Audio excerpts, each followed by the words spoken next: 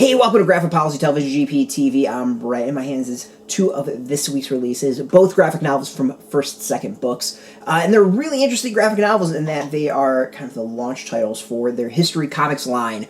First Second has a fantastic line of graphic novels called Science Comics, which deal with various scientific topics, and History Comics is going to deal with various historical moments. And these two are really interesting ones to start with. We got the Great Chicago Fire and the Roanoke Colony. And there's some ones that are already teased that are going to be coming out. We got the Challenger disaster, Stonewall riots, and Montgomery bus boycott. So I'm really kind of excited to see what all these graphic novels are going to be doing and how they're going to teach these various topics. So we're going to start with the Great Chicago Fire, and we're going to do the Roanoke one in a different review. This is written by Kate Hannigan and art by Alex Graudins.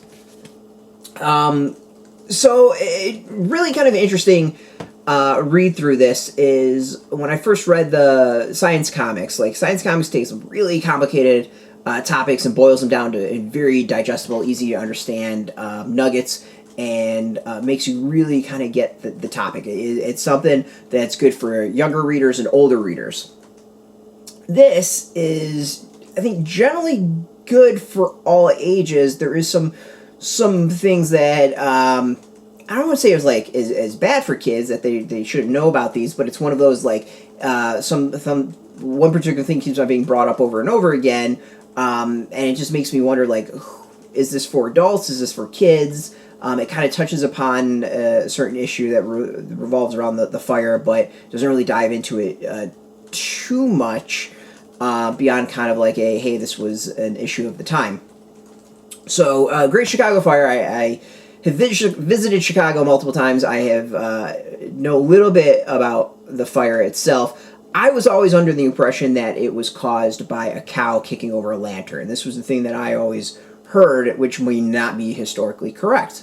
And that's what this type of thing that this graphic novel teaches you about. So it follows two kids as the city burns, and they kind of run around, and takes you through all the things that were impacted about this fire and why it became such a big thing. Like, there was a major drought going on, and there was a lot of fires, so the firefighters were actually tired at this point. Their water supply was kind of running low. On top of that, of course, it's dry because there hasn't been any rain. The buildings are all made of wood. It's just basically this confluence of events that causes this fire to go completely over the top. By today's standards, about $4 billion worth of damage. Only 300 people died, which, saying only 300 people, but only 300 people died, but tens of thousands were left homeless. I think it actually is 300,000 people were displaced, plus hungry and starvation, all that. Did massive amounts of damage. And this graphic novel really takes you through how the fire spread, the impact, as these kids kind of run around. And then what's interesting is it then jumps into the future for the World Columbian Exposition. I just want to make sure I get the right thing. It is the the World's Columbian Exposition in 1893. It jumps to that, and then talks about how Chicago as a city was impacted by the fire, like what changes happened, how the city grew from there, and it grew from, I think it was like 300,000 people or something like that to over 1 million. By the time it was done, I forgot how many displaced. I said 300,000 before, but that might have been how many people lived in the city.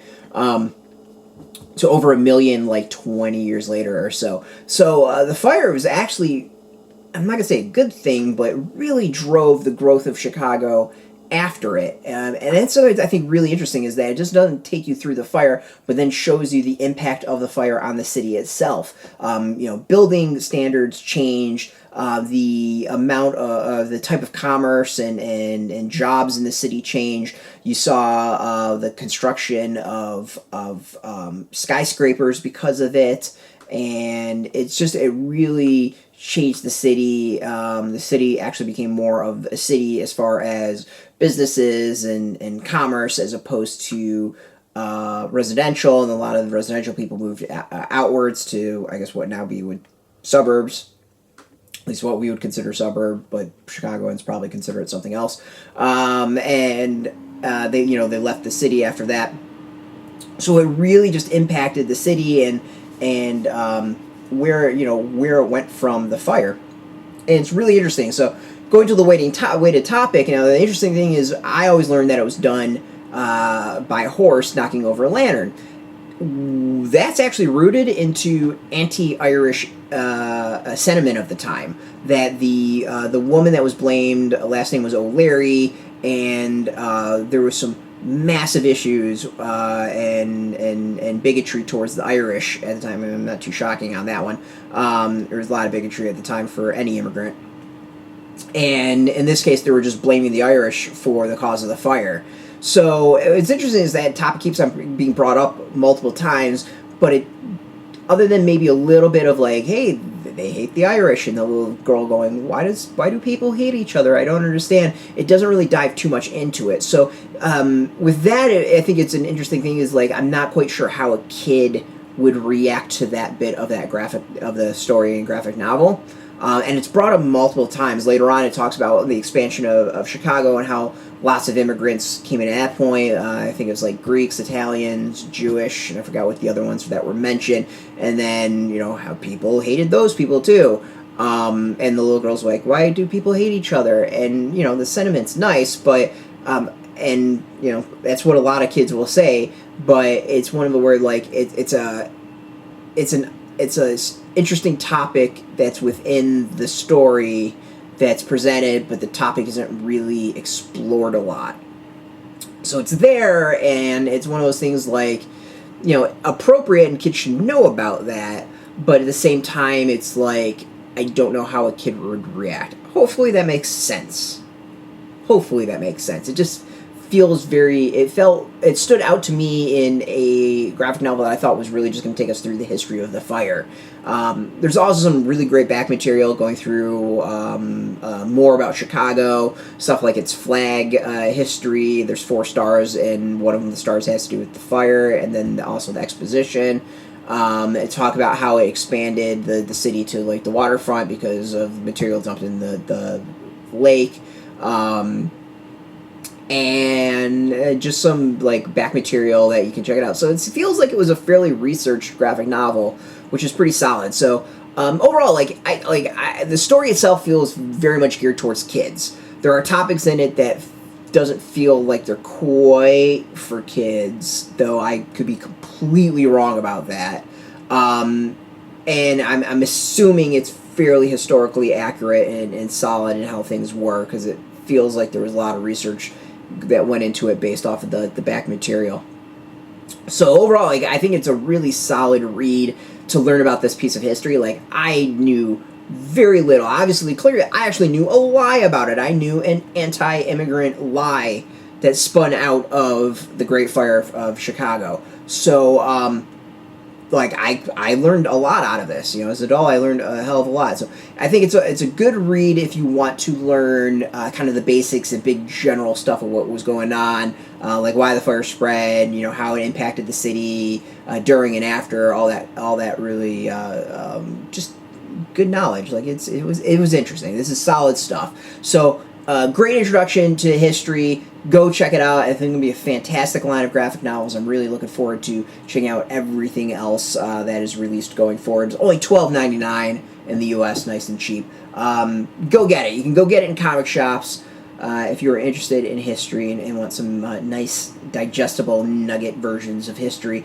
Go hit up your comic shop. There's a link beneath this video. Put in your zip code to help the shops near you. No shop, no problem. We do have some affiliate links where you can purchase. Some of those affiliate links do go to comic shops, and they're affiliate links, so we get a small percentage, but go support your comic shop. And speaking of support, I want to thank First Second for hooking us up with this review copy. We appreciate it, and thank you for watching. Now, if you're into graphic novels, if you're into history comics, First Second, comics in general, check us out every single day at graphicpolicy.com. We're on Twitter, Facebook, YouTube, Tumblr, all at Graphic Policy, keeping it nice and consistent. So until next time, keep reading those comics and keep it geeky.